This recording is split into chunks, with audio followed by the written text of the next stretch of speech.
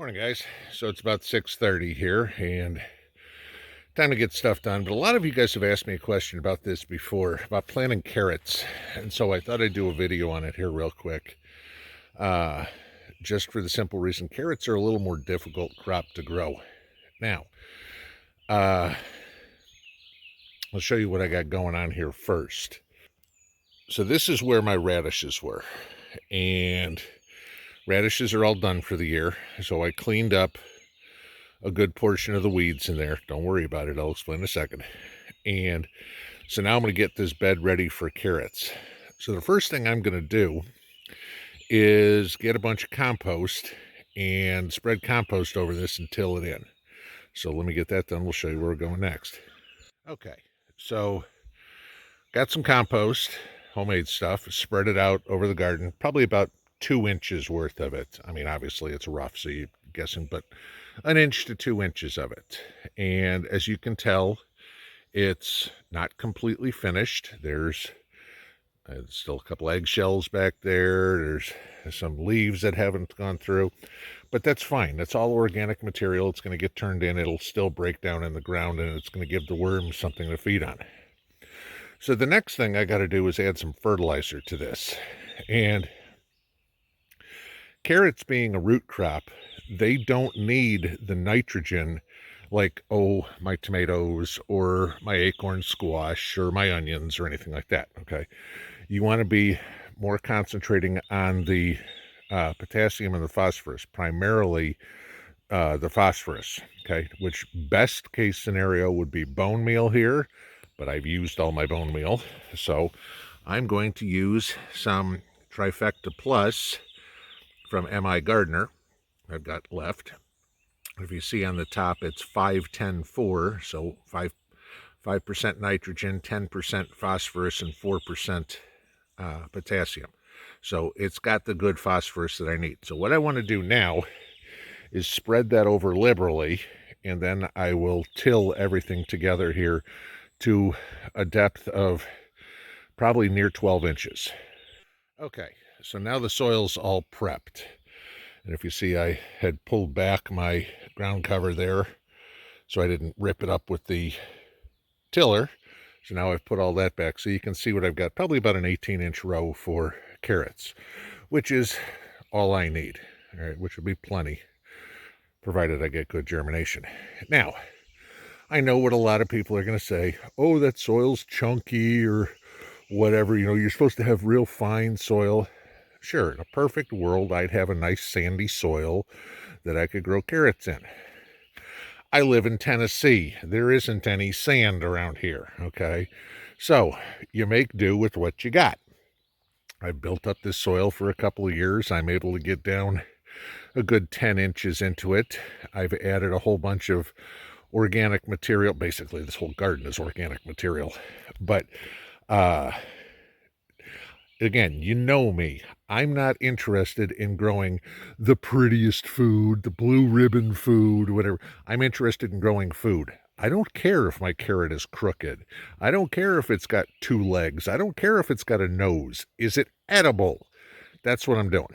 All right.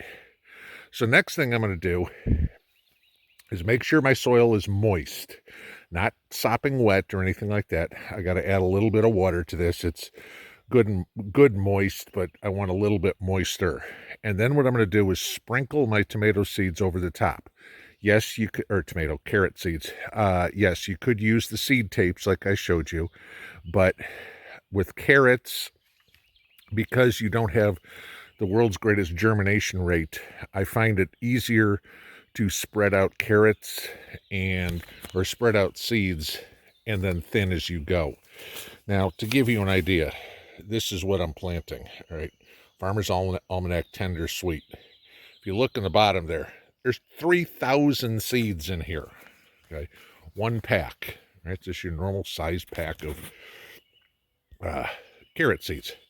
So if I've got to thin out a couple hundred plants, not a big deal, you know, I'll still have plenty of carrots. So let me sprinkle all these out and I'll show you the next step. Okay, so yes, I'm now turning into a sweaty mess, but That's what happens when you actually do the work. This is where we go next. So what you want to do is cover all your seeds after, of course, raking them over very lightly to get soil to seed contact.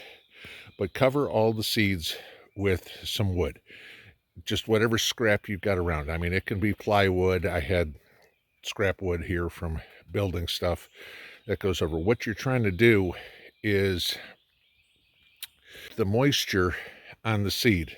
Carrots need constant moisture to germinate. They also need 80 degrees to germinate. Hence the reason I'm doing this here June 4th. You know, everything else is growing. Carrots haven't even started, right? I'll get my carrot harvest, sometime in October, which is fine, you know. You need winter vegetables too. And it hasn't been hot enough here in the last, this year to germinate until the last maybe week or so. So hence the reason I'm waiting. So what you'll do, you've got all this wood on there. Doesn't have to be pretty, just you're trying to get contact with the soil. You're going to leave that on there for 7 to 10 days. Water is normal. You know, the water will get in around it. Water over the top of the wood will hold the water, etc. Another good reason for the compost keeps moisture. You'll be good there, but leave the wood on for about 10 days, and then after 10 days you'll come out, take the wood off, and what do you know, you'll have a whole bunch of carrots sprouting all over the place. And then at that point you can go on growing them like normal. The hardest part about growing carrots is getting them to germinate, and this is the best trick I know. It's not 100% fail safe. I just planted 3,000 carrot seeds. You don't think I'm going to get 3,000 carrots, do you? You know, there'll be a lot of thinning to go through here so I can get it. Obviously you want to thin, because otherwise you're going to wind up with a whole bunch of teeny tiny little carrots like this, and unless that's what you want, thin, so you can get some decent sized carrots. Do I expect to grow these foot long things? No. If I get 6-inch carrots, I'm going to be thrilled, okay? Because we use a lot of carrots around here in soups and stews and everything, and they're also good dog treats. My dogs love carrots. I've told you that before. Carrots also store very well, okay? Again, go back to the root cellar. You can put those in. You can also, leave carrots in the ground and harvest them as needed. Now, that will work. The only thing you've got to be careful of is bug pressure, because there's nothing worse than going out and finding holes in your carrots. But that's the idea on planting carrots. A whole bunch of you guys have asked over and over how to do it. I figured I'd walk you through me doing it. All right. I got a bunch of other stuff I need to get done, and it's, 7:30? So we'll see you later, but certainly tonight. Pinball out.